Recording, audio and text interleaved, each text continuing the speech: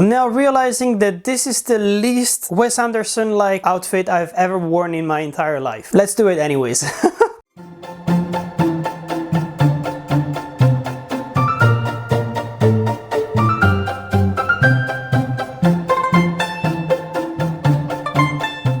No! God, please, no! No! There, I made it better. I look 100% more ridiculous than before.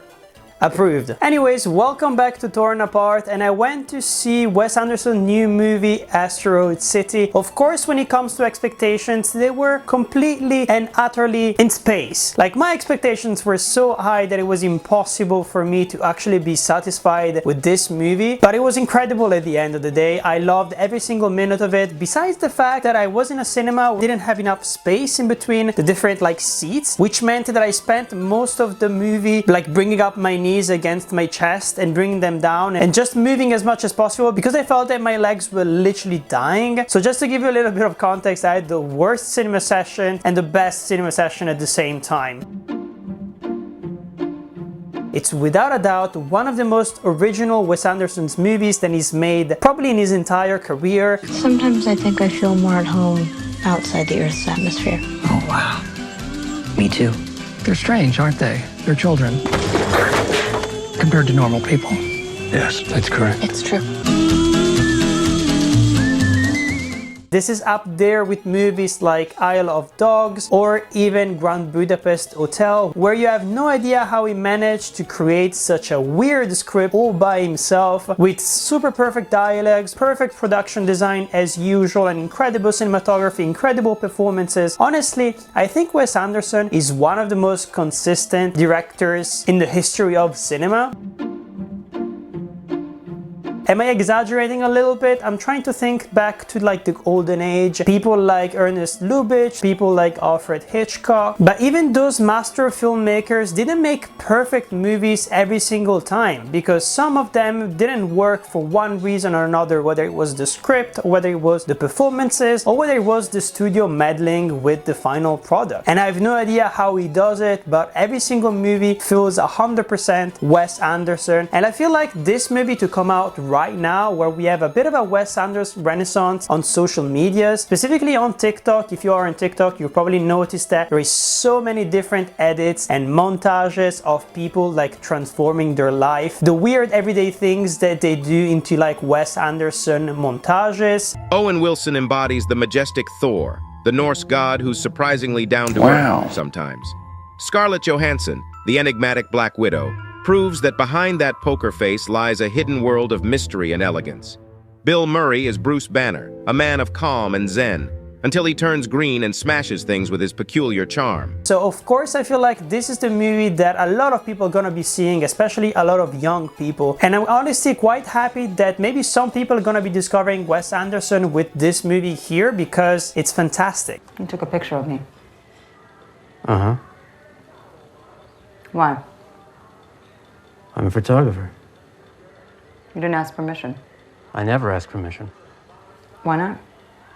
Because I work in trenches, battlefields, and combat zones. Let's go a little bit in details, of course, and I will have to spoil it a little bit because I want to focus on certain plot points, certain references that he uses across the entire film, and then by the end of the video I'll also give you my ranking of his entire filmography, really quick of course, because there are so many videos out there doing the same thing. This is probably one of the best casts he's had. I mean, I'm not even gonna lie, he has really good casts in every single movie, but this time around it feels like he literally put everyone on spot. You even have time for Willem Dafoe, who is there doing a couple of dialogue lines. We have time for Adrian Brody as well, who acts as the theater director of the play that you're gonna be seeing here. And you even have Jeff Goldblum, who basically appears in just a couple of seconds in a traveling shot, revealing that basically he was playing the alien all along. Just to say that he's really surrounded himself with a lot of really talented people. Every single character at the end of the day ends up making making an impact just because he's using such an incredible ensemble cast. His movies are probably the only ones which allow to have an ensemble cast where the actors don't constantly drown each other's performances. Everyone is literally just a piece of the puzzle and they're working all together, achieving Wes Anderson's vision. The French Dispatch, I loved it personally. I gave it a 5 stars, so like a perfect score, but mostly because I love Wes Anderson's work, but I have to admit that it was kind of pretentious at the end of the day, and I felt like he got stuck in his own homages, especially of the movies of the French New Wave and stuff like that. It really didn't feel like the story was special enough. It just felt like safe ground for Anderson. But this time around, you can really feel that he's drawn from a lot of science fiction references to draft something quite intriguing at the end of the day. I even spotted, for example, the music that they used in Mars Attacks, so Tim Burton's movie from the 90s. Reusing it here, of course, on purpose to signal kind of like the pastiche mood that he's trying to create when it comes to science fiction movies, specifically from the 50s and the 60s, because it also adds some weird like War of the Worlds vibes. And it also reminded me of Steven Spielberg's Close Encounters, for example, especially when it comes to staging almost the entire movie around a crater and around the idea of a spaceship like slowly descending on top of it. I really like the idea that the alien is kind of like a perfect Wes Anderson character. Even though he lives somewhere that we don't know exactly where he is, he's written and he behaves like a Wes Anderson's character. And that's something that doesn't really happen that often when it comes to science fiction movies when you think about it. The way the aliens are written, they're written as their own characters, but they don't necessarily fit the style that the director has set up since the beginning of the movie. To make you understand what I'm talking about, think about Tim Burton, for example. If you think about Tim Burton, if you think about Tim Burton's creatures, you have something that immediately pops into your mind, right? Maybe the same thing with Guillermo del Toro. They have like a way of transmitting their visual identity, their directorial style into every single character and every single creature as well. But it's not really the same thing with Denis Villeneuve, for example. He's made a lot of science fiction movies and the aliens in them, they don't look alike at all. They're very different and you can't really associate them with Villeneuve's style, for example. That's something that I loved about this movie here. I love the idea that the humans look completely clueless and they don't know exactly what they're supposed to do, but it never really turns into something too cartoonish. There is only one scene, for example, where everyone starts freaking out because basically the tension has been building for the entire movie because they've been quarantined and they have to stay there and they cannot move on with their lives. So everything explodes at the end of the day and everyone tries to escape in their own way, and it's incredibly funny. I'll stop you right now! God damn it, tell him to stand down! Stand down! You hear that? General Gibson says stand down. You married? Of course. I really like, of course, the fact that this movie is quite accessible, but it also has several different layers that you can deconstruct as a cinephile, as a film fan, as a Wes Anderson fan at the end of the day. The most important part of a Wes Anderson movie is very often the meta-narrative aspect, the fact that he likes to separate everything into different chapters, to have sometimes unreliable narrators, and to have little tiny mistakes. We don't make mistakes. We have happy accidents. Of course, he's kind of like a master of perfection if you look at the production design, if you look at the cinematography, but he also likes to add a little bit of a human element of imperfection. And that's what makes it stand out even more. It's that kind of dramatic irony that the Coen brothers apply in their movies as well. And this is very exemplified in one scene where the narrator, who is basically the guy who is narrating the play and the whole basically story of this movie, forgets that he's not supposed to be in one scene. So he's just standing there within the play, even though he's definitely not a character and nobody knows him. For example, the other actors are confused. They don't know why he's there and who is he supposed to be. And he's like, am I not supposed to be in this scene? Oh wow, I got it wrong. Like, forget about me, I'm not supposed to be here. And he just steps out of camera like for a second. That was so incredibly funny, and it's something that is very Wes Anderson. If you go back to the meta-narrative thing,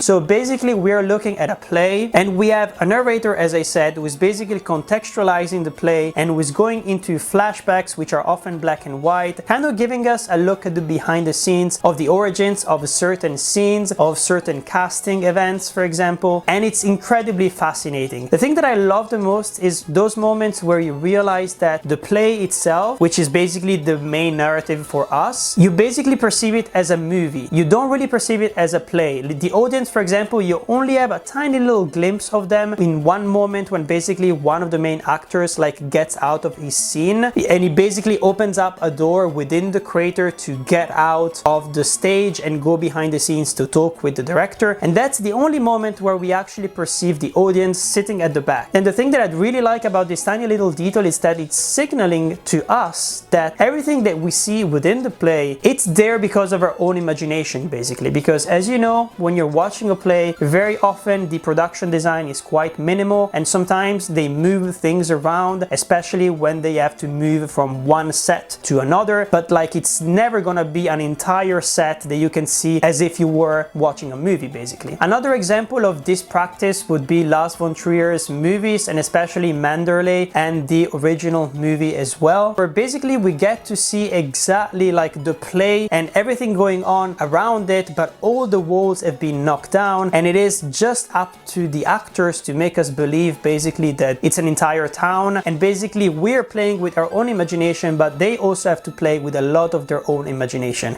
And that's the really cool part about the meta-narrative aspect. It's not only the fact that we get to see like different levels of how this play has been set up, and also the fact, for example, that there are certain like subtitles and little editor's notes which appear sometimes on screen.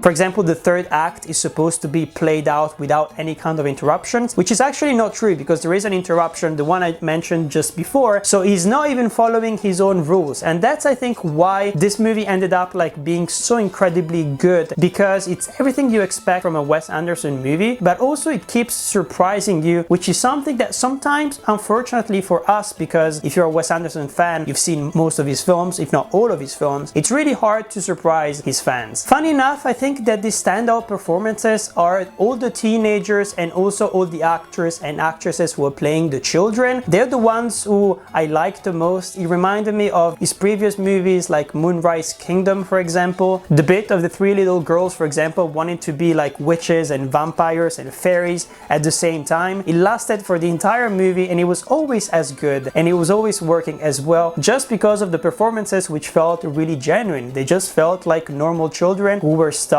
with their parents in a really weird scenario. The music is of course delightful. I really loved the fact that they play a lot with different lights being turned on and certain scenes becoming black and white or monochrome in green, for example, or in red. I love the fact, for example, that some of the actors, they kind of like stop playing their characters once in a while to kind of like interact as real human beings, even though we know that they're not real human beings because they're playing characters as well. So it's just a lot of different layers that I really enjoyed.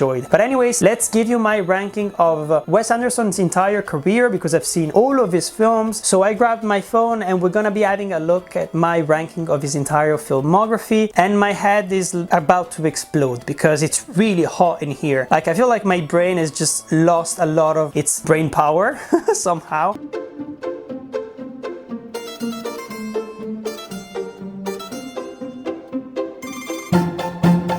We have a bit of a recency bias, right? So for now I put Asteroid City at the very top of my ranking. Maybe we'll go down depending on how much I remember from it, but for now it's up there. As the second movie I put Isle of Dogs because I really love his stop motion work. Actually, I really hope that he just makes another one or he dedicates like part of his career to making other weird stop motion animated movies, mostly because stop motion is the perfect thing for Wes Anderson when you think about it, because he can control absolutely everything about the characters' faces, about their outfits, about their surroundings. It's kind of like the perfect Wes Anderson passion project when you think about it, because with actors, well, you can't control everything about them at the end of the day. So you can really see it in Isle of Dogs, plus it felt like a really original story. Then I put Grand Budapest Hotel in third place. Incredible movie. I loved it specifically because the cinematography and the tone as well, which is very weird. There is like an assassin trying to kill some people and it's very funny, it's romantic, comedic as well. It's just juggling so many different like genres, and it's 100% perfect. Then in number 4 I put the Royal Tenenbaums, because I think it's Wes Anderson at his most dark, at his most cynical, but also at his most powerful. This was basically when he started to find his style, and you can really see it. There is a very specific rawness of emotion that he's getting from all these different actors and characters, and then you see his style coming through, and it's just amazing. Then I put down Moonrise Kingdom. I loved it mostly because once again it's all the children's performances, which are just amazing. Never seen anything like it, and I think, if I'm not mistaken, it was one of the very last incredibly good Bruce Willis performances, so I remember that. The French Dispatch is right after, mostly because of the reasons I talked about before. I also think it's definitely one of his least memorable movies at the end of the day. Then I put the Darjeeling Limited, which is a really good movie at the end of the day. Here we're getting into the categories of it's good, nothing special though, like it's not as memorable, and this is the part of his career, so his early days, where his style was not just 100% well formed, you know? Then we got Fantastic Mr. Fox, which is a decent movie. You can really feel that he was experimenting with the stop motion technique, but it's not perfect like Isle of Dogs, where basically he mastered everything that he learned while making this movie. Then we've got Rushmore, which stands out mostly because of its writing and the performances, of course, as well. But here we have something that style-wise, you can't really recognize it as a Wes Anderson movie yet, but it's a very good movie at the end of the day. That's the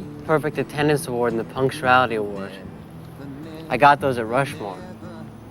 I thought you could choose which one you liked more, and you could wear that one and I could wear the other. I'll take punctuality. Then I put Bottle Rocket. I could basically apply everything that I said about Rushmore. You could apply it to Bottle Rocket as well. And at the very bottom of his career, I put Life Aquatic. It's one of the movies I don't want to rewatch. I didn't enjoy it at all. Bill Murray is okay in it, but I feel like there is just not enough original stuff going on, and I barely remember it. It kind of feels like a parody version of a Wes Anderson movie. I kind of feel like he was not 100% in it, you know, like with his heart. And I think most people agree with me as well. It's one of those movies that you can find very often at the bottom of people's rankings because it's not that memorable. But anyways, those are all my thoughts of Asteroid City and my ranking. Let me know down in the comments what you thought of Asteroid City. Let me know your ranking of all the Wes Anderson's movies as well, if you agree with mine, and leave me your own in the comments, of course. I'd be curious to know. And if you have the space, give me also your reasonings behind all of your choices. It would be really interesting to keep that going in the comments. If you like this video, you're probably gonna enjoy what I released last week, where it's basically a concept that I have here on Torn Apart, where I look at the very first episode / the pilot of a TV show, and specifically a Disney Plus TV show, and even more specifically an MCU Disney Plus TV show, and try to guess where it's going, whether the season is gonna be good, it's gonna be worth your time, and whether you're gonna enjoy it depending on what part of the MCU you actually like. So check it out because I think it's really, really cool. There is a lot of speculations involved. But anyways, I hope you enjoyed this video. Don't forget to like and subscribe. Every single like that you drop will go to Wes Anderson's Alien, because I'm pretty sure it's one of his most memorable characters that he's ever written. And you could really feel that he put a lot of joy into writing him or her, because we don't know at the end of the day. I'm Patrick, and this is Torn Apart. Back in the 90s, I was in a very famous TV show. I've summoned you all and arranged you in a perfectly symmetrical form in front of me to tell you some important news. I've been relieved of my position at the brewery. What of the play? The play is postponed indefinitely. No, Mr. Griffin, you need to do this play. We'll help you. But I've lost access to the brewery. That's where the whole piece is set. Maybe it doesn't have to be. But that's where the free tape and paper is. I'll buy you new tape and paper. The play is back on. Da